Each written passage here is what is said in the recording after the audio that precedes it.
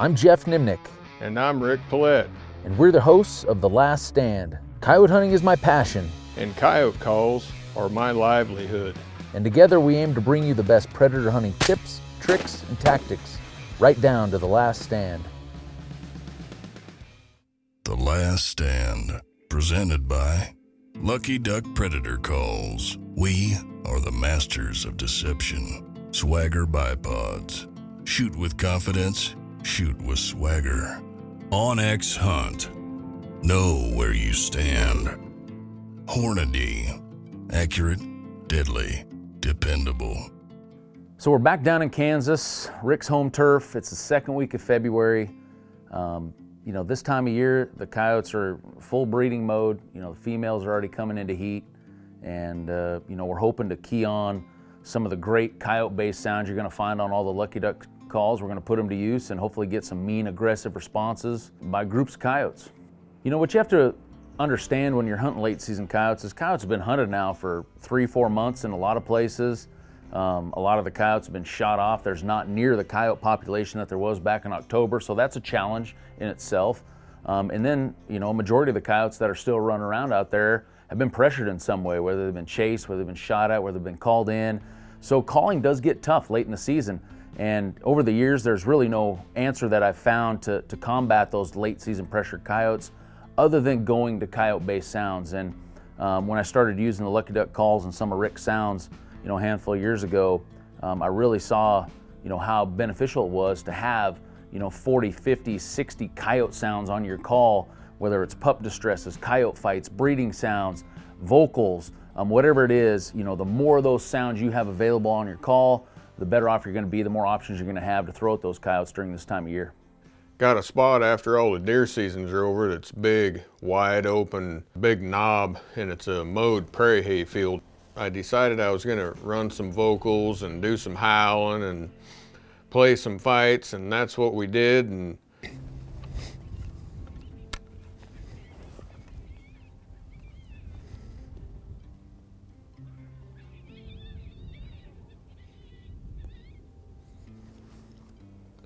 woo!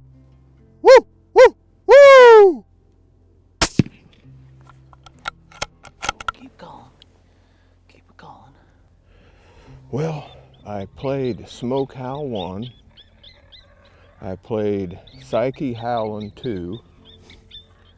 And then I played Crybaby Cryin' 1. And that thing was coming tearing over the hill. I did turn on a pup fight that he had to be coming, and I didn't know he was, but I think he was going to come all the way to the call, but I think he picked me out up here. I was moving around. I thought he would go downwind, which is that way, and he didn't, so we're on the board.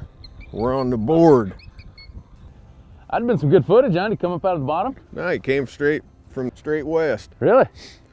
Rolled down right through this bottom, started barking at him, and man, it spooked him, or he seen me sitting here plain as day, and he just tore out and was headed straight north, and I rolled him up somehow. I know that's hard to believe, but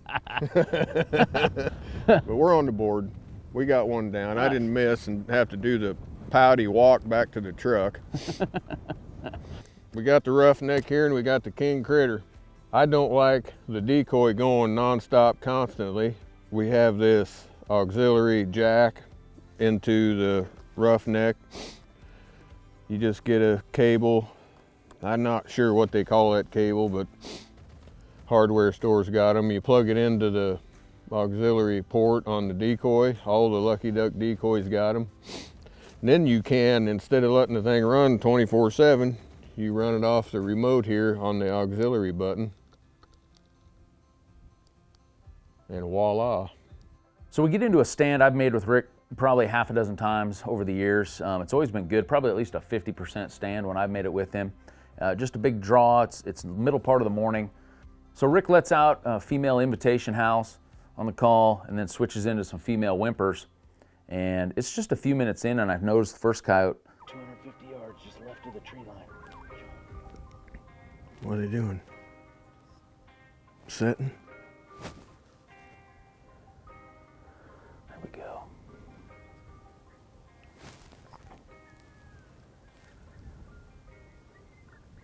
Go back to the rabbit. There we go.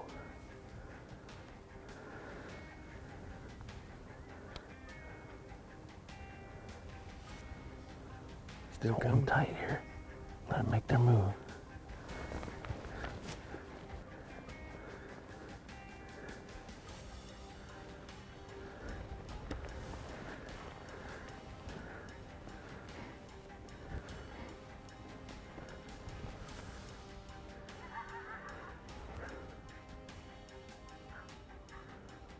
I'm gonna kill that back one.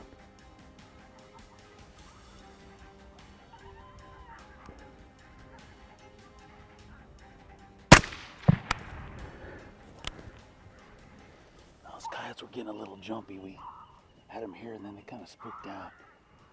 So when I had to take the shot, I knew we weren't probably gonna get a shot at that second coyote. But I like to take the guarantee if we can get it, not get greedy and try to get them both.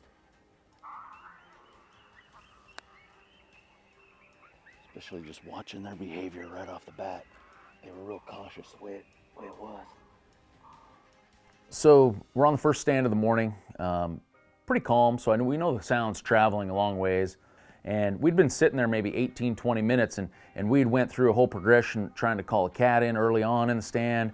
And then we rolled into some coon fighting, maybe to see if one of those would roll in. I decided to just try one more pup fight, and sometimes that happens. They're out there listening to all that other stuff you've already played, and you hit the right one, and it's like a trigger.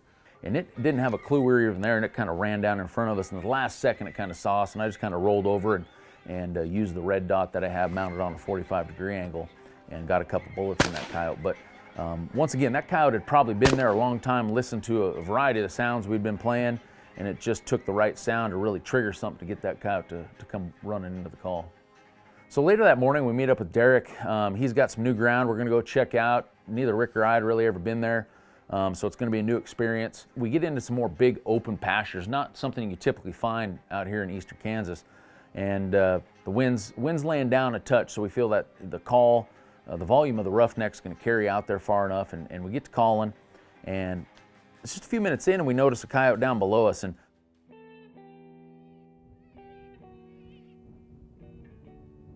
yeah, he's going to the left. He's going to hit that bottom and probably leave. He's pegged up here.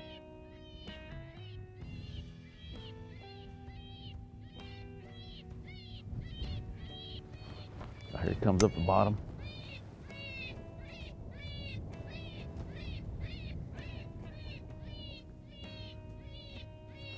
He's leaving. Yeah, still leaving, huh? 288.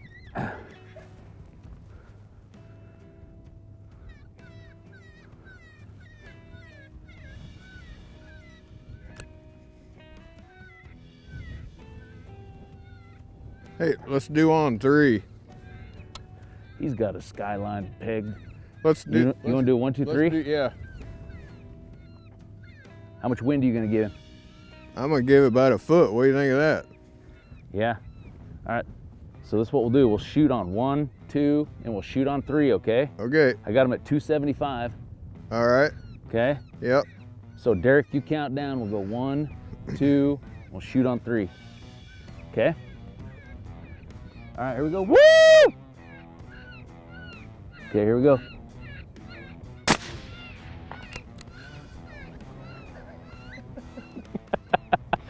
We gotta be louder. So could you even hear him? I shot. Oh, you shot too? Yeah. Oh. We must have both shot at the same exact time.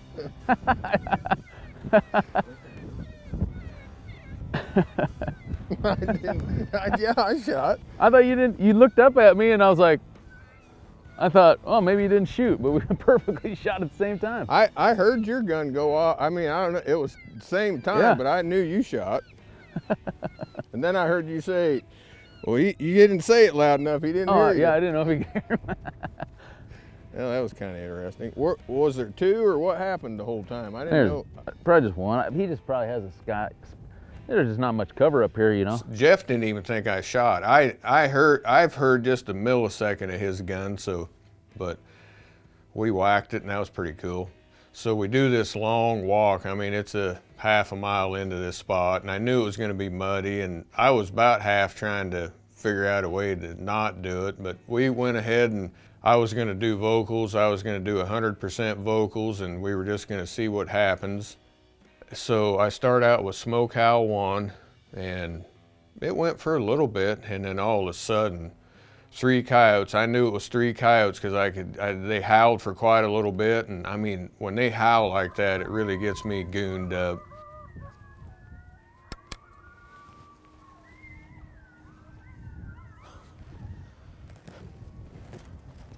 We're howling right here. There's some coyotes howling 200-300 yards right to the right of us.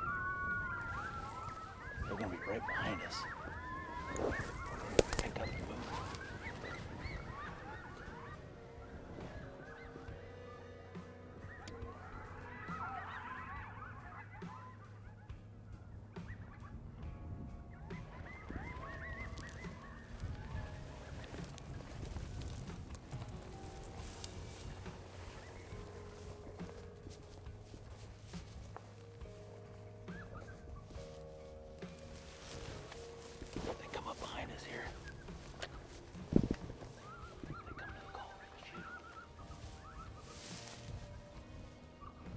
Probably gonna shoot the first one if they come. Just made a quick move, just in case they try to circle up behind us and get the wind.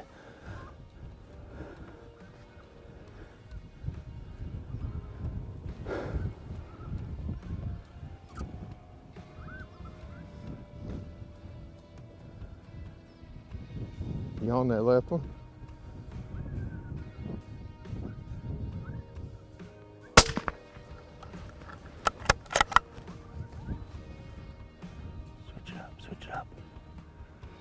Switch it up.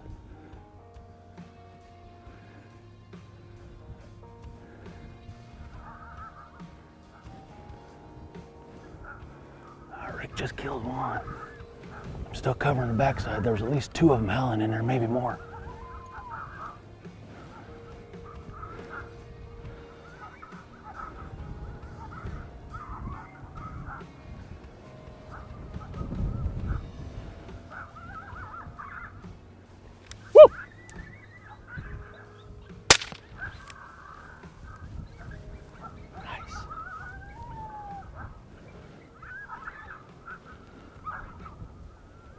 Exactly why I moved around right there. Exactly, that coyote had slipped around the backside of him. He was trying to get downwind of Rick. Rick's just going through a series of pup distresses and things right now.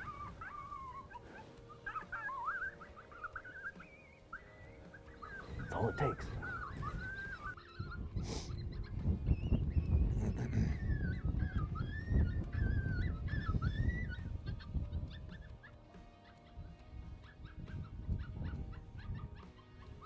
Woo!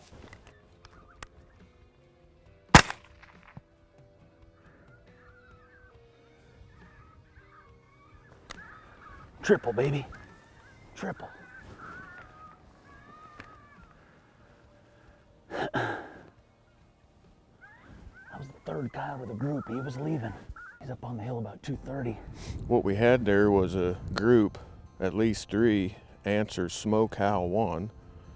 And then I turned on, I think, Pisser Whimpers, and they rolled right in there. And I told Sean I was going to shoot the one on the left. I can only see 2. And then I seen a smaller one show up to the left of that one. So when they're breeding, you want to try to shoot the smaller one.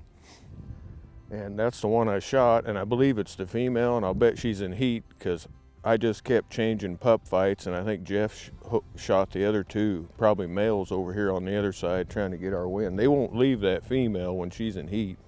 And I don't know if that's what happened, but from what I've seen in the past, that is what probably happened. So keep changing the pup fights when they're in groups like that, and they'll keep hanging around.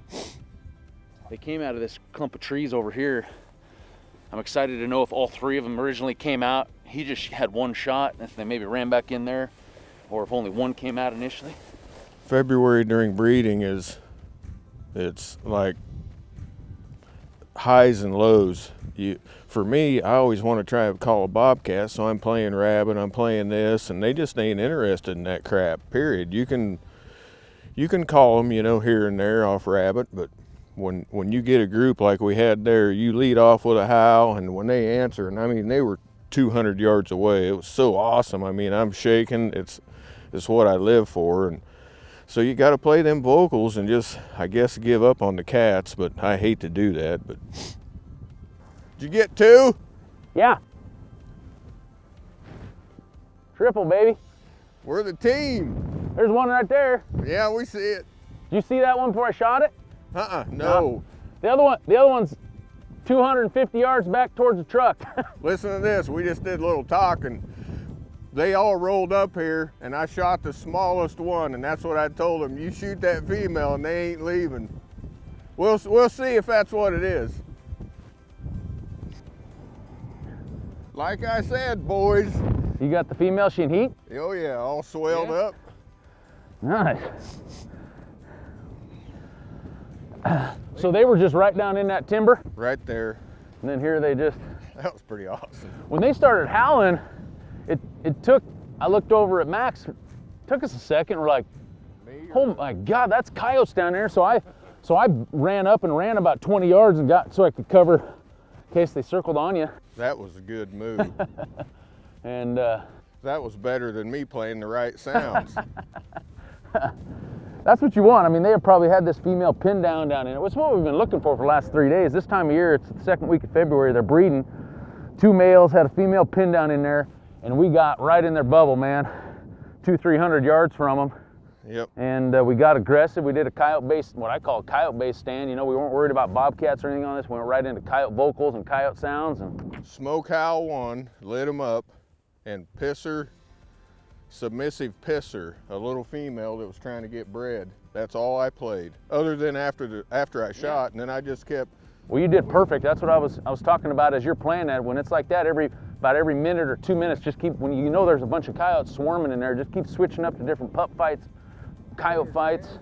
You know, when you're hunting coyotes this time of year, that's exactly what you're hoping for. And it may take an all-day hunt to get right in the right position, but this time of year, you're hoping for a group of coyotes, a female in heat with 1, 2, 3 male coyotes that have her pinned down in a little draw, or something like that, and just getting right in on them. Some of the most exciting coyote hunting you'll ever experience. The wind's picking up now. It's blowing 20, 25. It's 11 o'clock in the morning.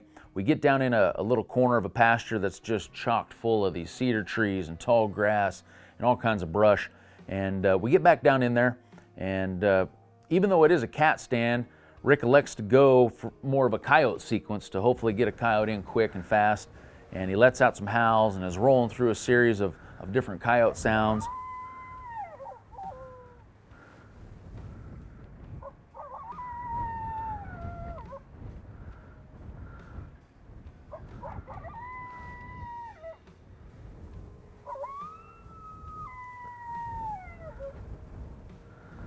And I'm kind of laid up front with the shotgun, and just kind of out of nowhere, this coyote pops up right behind this brush pile. You on him? You on him?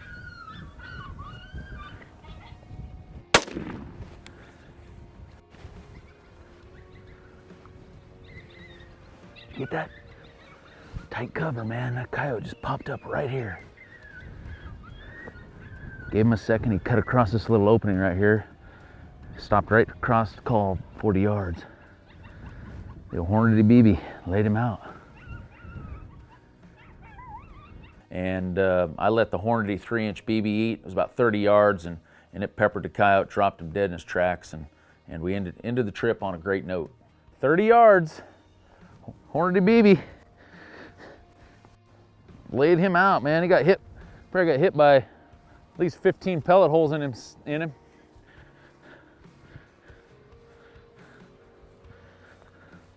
There's the Versatite wad right there.